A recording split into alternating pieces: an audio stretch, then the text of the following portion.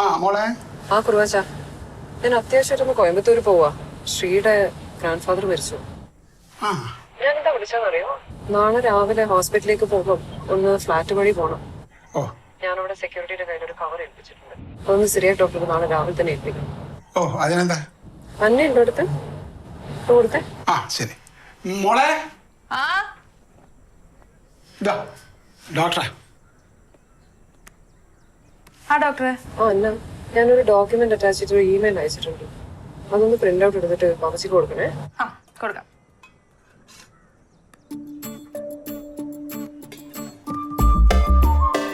അയ്യോ,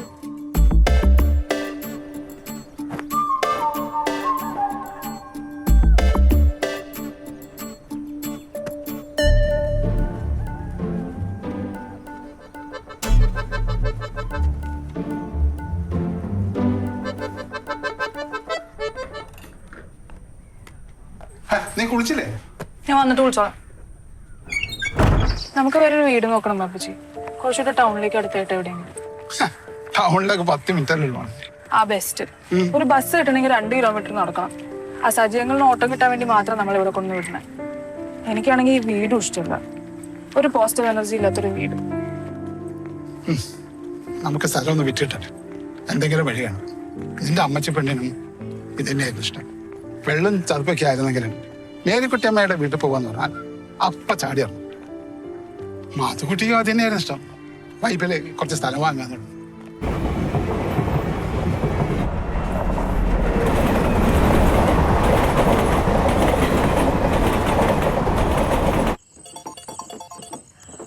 പാപ്പച്ചി ഇല്ല, ക്ലാസ് കഴിഞ്ഞപ്പോ ലേറ്റായി. ഞാൻ ബസ്സിലേക്ക് എടുത്ത് വിളിക്കാം. വന്നോണ്ടിരിക്കുക.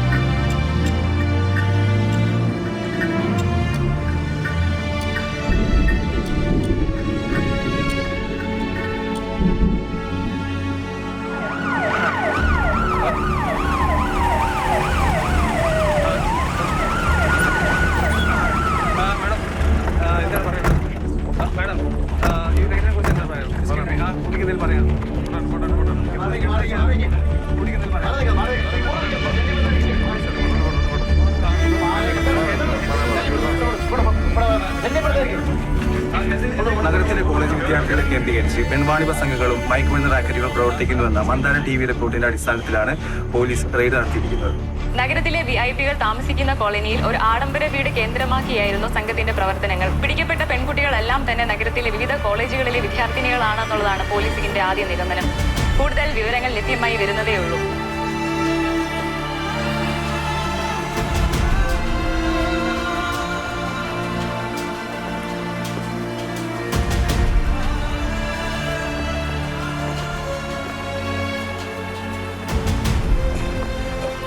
ചേട്ടാ സ്റ്റേഷനിലേക്ക് വാ ചേട്ടാ.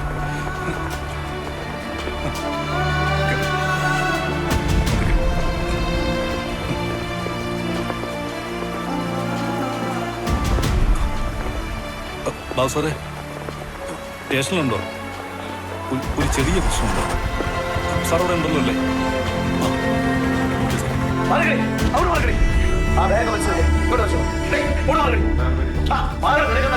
എന്താണ് നിന്റെ പേര്? എന്താണ് നിന്റെ പേര്? എന്താ എന്തോന്ന് കോച്ചിങ് ക്ലാസ് ആയിട്ട് നിനക്ക്? അച്ഛനും അമ്മയെ കഷ്ടപ്പെട്ട് പഠിപ്പിക്കാനായിരിക്കും, എന്നിട്ട് വല്ലവന്റെയും കൂടെ അഴിഞ്ഞാട്ടിട്ട് നിന്റെ ഓ അത് ശരി. അപ്പൊ ഇതും നിന്റെതാണോ? അവിടെ ബാഗ് പരിശോധിച്ചോളൂ.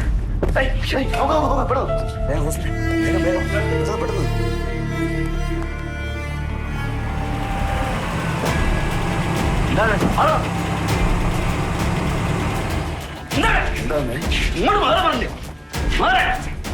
എന്താ എന്താ ഇത്? ഇട്ട് കളിക്കാതെ ഹോസ്പിറ്റലിൽ കൊണ്ടുപോകാൻ നോക്ക്. പിടി പുറത്താക്കണം ഇവരൊക്കെ.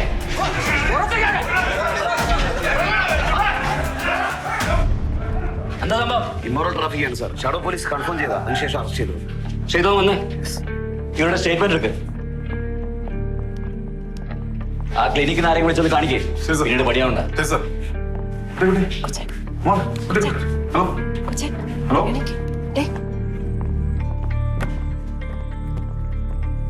പെരുമ്പാവൂർ സ്വദേശി സജിമോൻ വാടകയ്ക്കെടുത്തിരുന്ന ആഡംബര വീടുകൾ കേന്ദ്രീകരിച്ച് ദീർഘനാളായി മയക്കുമരുന്ന് വ്യാപാരവും എന്താണോ ഇത്? പോലീസ് കണ്ടെത്തി. പത്രക്കാരെ പിറകെ ക്യാമറ ആയിട്ട് വന്നില്ലെങ്കിൽ തനിക്കൊന്നും പണിയെടുക്കാൻ പറ്റില്ലേ? തനിക്ക് ആരാ ശമ്പളം തരുന്നത്? സർക്കാരോ ചാനലുകാരോ? ഇതൊന്നും ഇവിടെ നടക്കത്തില്ല. എന്തൊരു ശുഷ്കാന്തി! സകല കാര്യങ്ങളും വിസ്തരിച്ചിട്ടുണ്ടല്ലോ. ഇനിയിപ്പോ ചാനൽ നോക്കിയിട്ട് എഫ്ഐആർ തയ്യാറാക്കാം. താനൊക്കെ എന്നാടോ നന്നാവുന്നത്? ഒരു കാര്യം ഞാൻ പറഞ്ഞേക്കാം, പത്രക്കാരെയും ടി വിക്കാരെയും കണ്ട് കവാത്ത് നടക്കുന്ന പരിപാടി ഉണ്ടല്ലോ, അത് എന്റെ സ്റ്റേഷനിൽ നടക്കില്ല. സകല എണ്ണം പണി മേടിച്ചു കൂട്ടും. പറഞ്ഞില്ലെന്ന് വേണ്ട. സർ, ബോധം കെട്ട് വീണ പെൺകുട്ടി ആ ഗ്യാങ്ങിലുള്ളതല്ല. പിന്നെ അവർക്കാർക്കും ആ പെൺകുട്ടിയെ അറിയത്തില്ല. എൻട്രൻസ് കോച്ചിങ് കഴിഞ്ഞ് ബസ് കാത്തുന്ന പെൺകുട്ടിയാണ്. നമ്മൾ അബദ്ധത്തില് ആരാ ഇത്? ആരായി CPO? ഇതാരാന്ന്? CP സുമതി. വിളിക്കവരെ.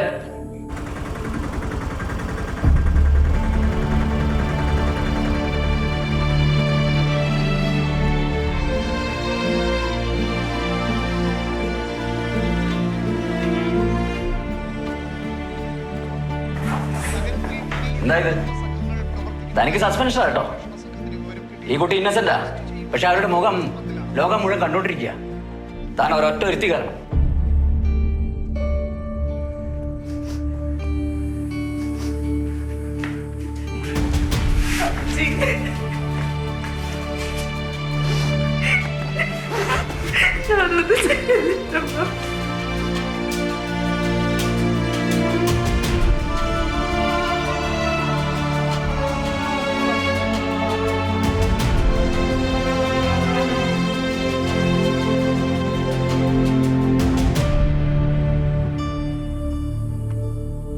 സാർ, ആ പെൺകുട്ടിയുടെ ഗ്രാൻഡ് ഫാദർ വന്നിട്ടുണ്ട്.